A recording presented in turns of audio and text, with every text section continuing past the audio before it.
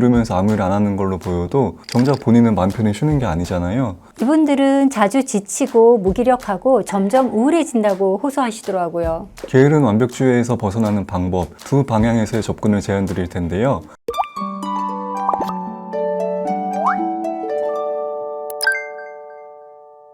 안녕하세요. 상담심리사 서규범입니다. 상담심리 전문가 김수정입니다. 오늘은 할 일을 미루면서 스트레스를 받으시는 분들이라면 주목해 주세요. 게으른 완벽주의에 대해 얘기해 보겠습니다. 게으른 완벽주의 또는 회피형 완벽주의라고 말씀하시는 전문가도 있는데요. 어떤 일을 잘 해내야 한다는 생각에 시달리지만 막상 시작하지 못하거나 또 제대로 완결짓지 못하는 분들이시죠. 잘하고는 싶은데 부담돼서 하기는 싫고 양가 감정이 있다는 거네요.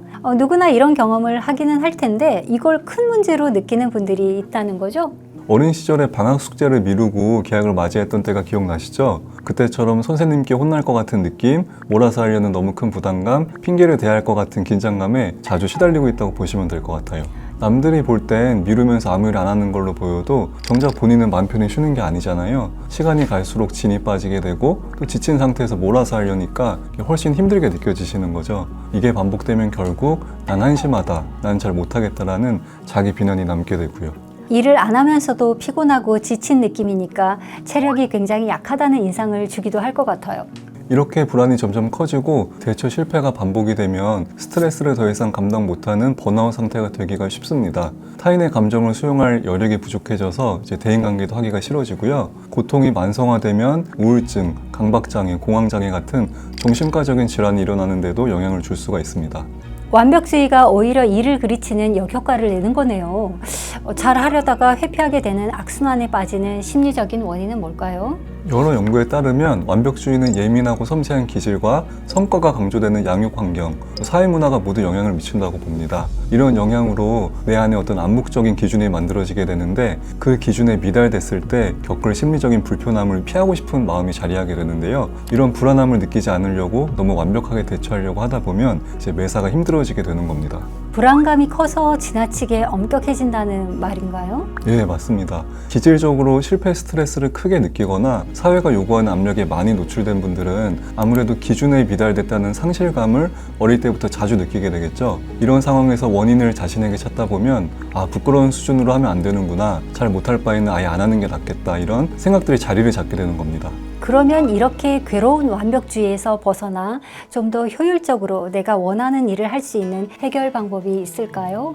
게으른 완벽주의에서 벗어나는 방법, 두 방향에서의 접근을 제안 드릴 텐데요. 하나는 성찰적인 접근, 또 하나는 행동적인 접근입니다. 우선 성찰적인 접근은 어떤 거예요?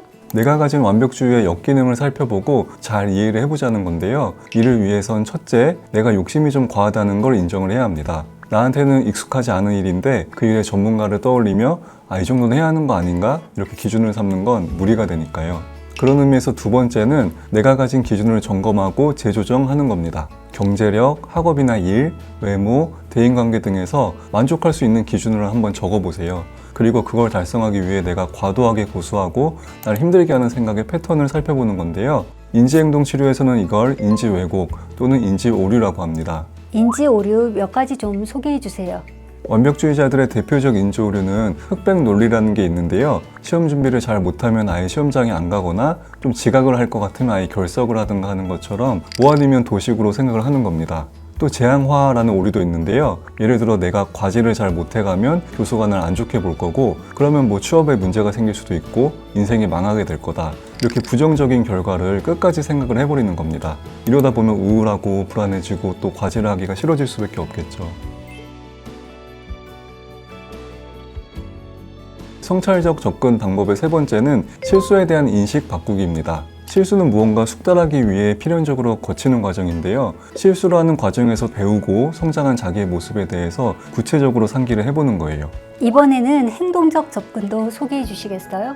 행동적 접근법은 좀 더 생각 없이 몸을 움직이는 것들이 많이 있습니다. 첫 번째는 딱 15분만 해보기입니다.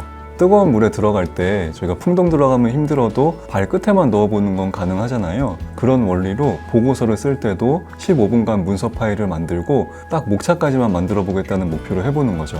둘째는 10초 안에 시작하기입니다. 저는 이걸 투두리스트 만들지 않기라고도 부르는데, 투두리스트는 그대로 지켜지지 않았을 땐 자기 비난으로 가기가 쉬워요. 대신에 하고자 하는 일을 10초 안에 시작을 한다면 심리적 에너지가 유지가 되고 더 중요한 일들에 힘을 쏟을 수 있게 됩니다.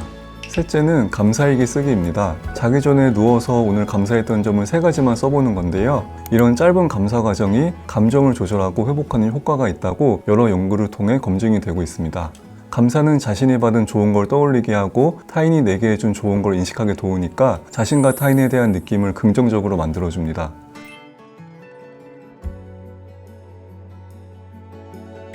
행동적인 방법은 지금 바로 시도해 볼 수 있겠네요.